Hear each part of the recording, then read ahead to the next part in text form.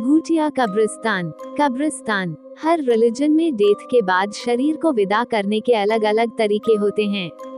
Hindu body को जलाकर अंतिम संस्कार करते हैं, वहीं क्रिश्चियन और मुस्लिम कब्र बनाते हैं और जहां कब्रें होती हैं उस जगह को कब्रिस्तान कहा जाता है। हम बचपन से ही कब्रिस्तान से जुड़ी कई डरावनी कहानियां सुनते आए हैं।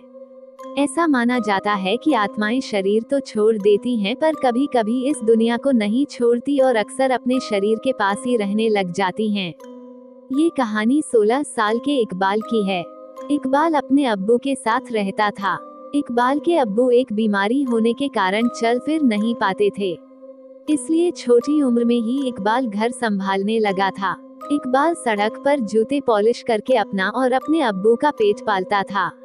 इकबाल के अब्बू की बीमारी इस कदर बढ़ गई थी कि कुछ ही महीनों में उनका देहांत हो गया। इकबाल के पास इतने भी पैसे नहीं थे कि वो अपने अब्बू को अच्छे से विदा कर सकें, इसलिए उसने जैसे तैसे करके अपने अब्बू के शरीर को एक कब्रिस्तान में दफन कर दिया।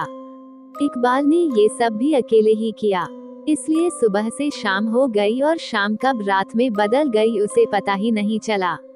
इकबाल अपने अब्बू की मौत से बहुत ही ज्यादा बेबस और अकेला महसूस कर रहा था। उसे समझ नहीं आ रहा था कि आखिर वह अब क्या करेगा। इसी उदास सोच के साथ आंखों में आंसू लिए इकबाल कब्रिस्तान से घर लौटने लगा। लेकिन इकबाल जैसे ही उस कब्रिस्तान के गेट तक पहुंचा, उसे पीछे से किसी ने आवाज लगाई तो इकबाल एकदम से रुक गया। वो सहम गया क्योंकि उसे को सिर्फ उसके अब्बू बुलाते थे। इकबाल को लगा कि शायद उसके कान बज रहे हैं कि तभी उसे एक और आवाज आई। उसने कहा था कि इक्कू, मुझे बहुत प्यास आने लगी है बेटा जरा पानी पिला दो। अब इकबाल के रोंगटे खड़े हो गए थे। यह आवाज उसके अब्बू की ही थी। वो पीछे मुड़ा और जोर से चिल्लाया, अब्बू। उसके सामने बस एक खामोश कब्र थी और कुछ नहीं। इकबाल फिर से चिल्लाया, अब्बू अब्बू, क्या मुझे सुन सकते हैं? सामने से कोई आवाज नहीं आई। इकबाल को लगने लगा था कि शायद उसे अपने अब्बू की कुछ ज्यादा ही याद आ रही है और अब्बू की आवाज बस उसके ख्याल हैं और कुछ नहीं। वो अपना मन पक्का करके जैसे ही वापस जाने के लिए मुड़ा तो वह दंग रह गया।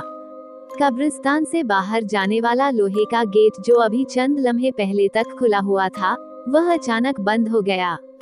शायद उस पर कोई ताला डालकर चला गया था और पूरे कब्रिस्तान की बाउंड्री पर बड़े बड़े लोहे के फेंस थे, जिन्हें पार कर पाना बहुत ही मुश्किल था।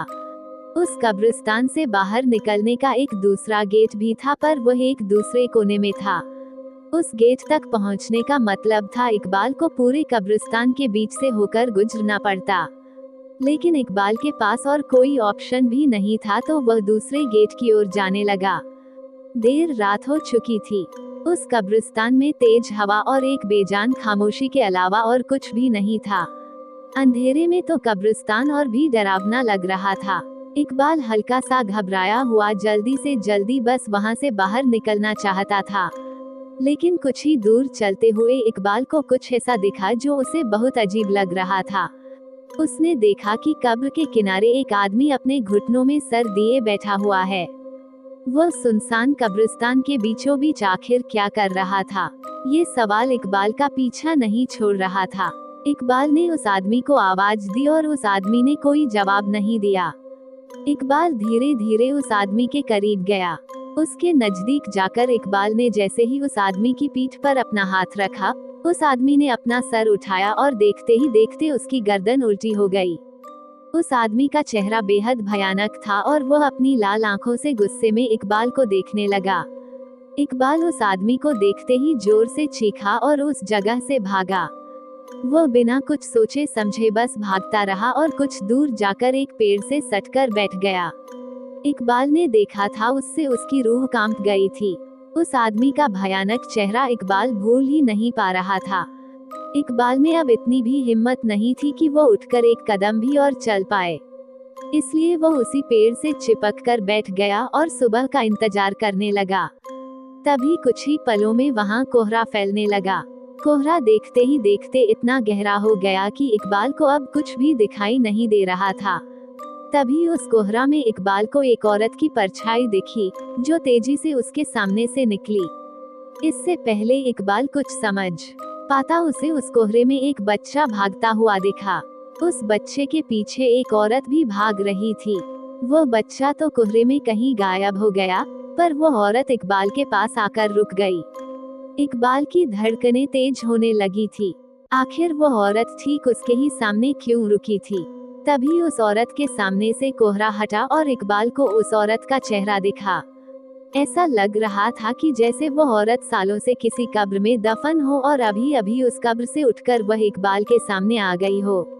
वो औरत बेहद भयानक लग रही थी और वह धीरे धीरे इकबाल की तरफ आगे बढ़ रही थी। इकबाल जब डर के मारे पीछे हुआ तो उसका पैर फिसल गया और वह पास में खुदी हुई एक कब्र के अंदर गिर पड़ा। अब इकबाल उस कब्र से बाहर निकलने की कोशिश करने लगा, पर इकबाल उससे बाहर ही नहीं निकल पा रहा था। उसे ऐसा लग रहा था जैसे किसी ने उसे पीछे से जकड़ लिया है। जब उसने अपनी नजर पीछे घुमाई तो उसकी रूह कांप गई। उसे वही डरावनी अचानक औरत दिखी। उस औरत ने इकबाल का गला पकड़ लिया और इकबाल उस कब्र में नीचे धंसता चला जा रहा था।